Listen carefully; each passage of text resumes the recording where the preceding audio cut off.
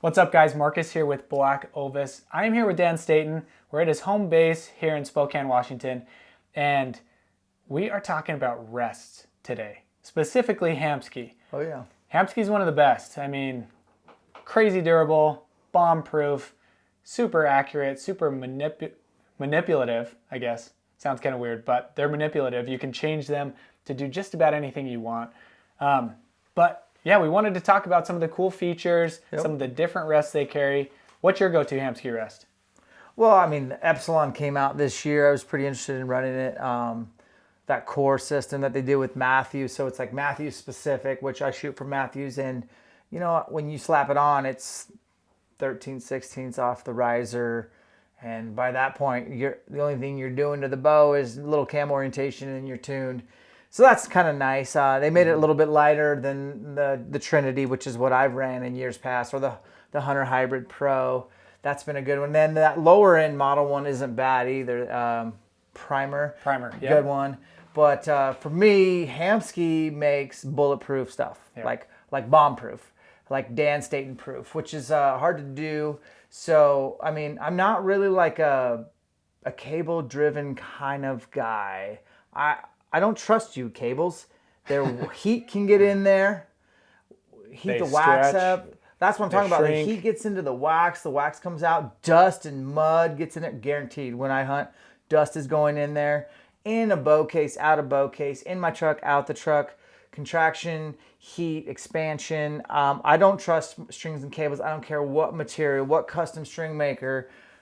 If your cable-driven rest fails you, it just sucks to know. And you'll only probably find out when you finally get that one-shot opportunity. You know, it's not real obvious. Whereas limb-driven, I can look at it and I can see if the blade's down. I like the way the spring's oriented, the bearings that they use in Hamskea. It's really just kind of bulletproof. I think the limb-driven holds the arrow up as long as possible, yet always gives me clearance.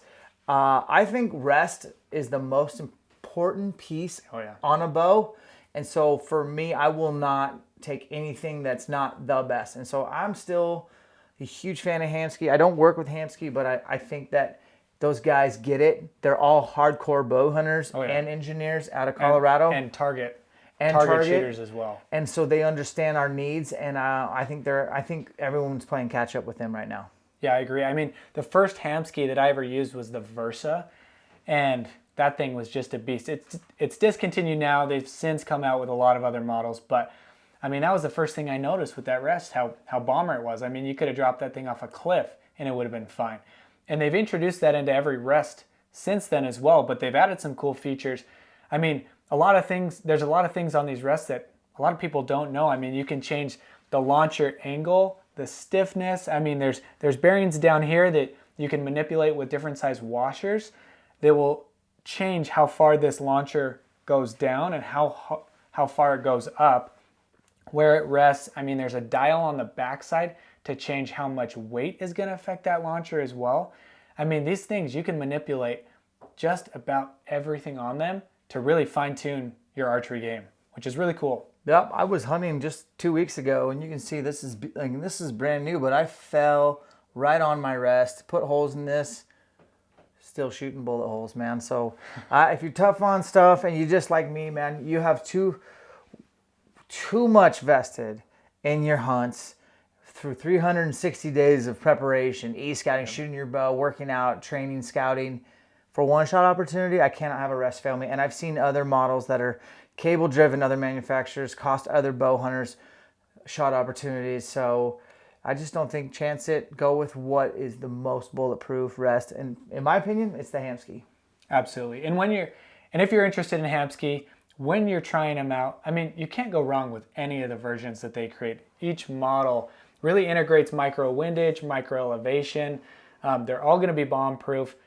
I run the Trinity on a couple of my bows, and the Epsilon that just came out, I'm introducing into another bow I'm building right now. And you touched on it as well. It's got core technology in it, so when you mount it, there's specific mounting plates. It'll basically align your center shot right off the bat.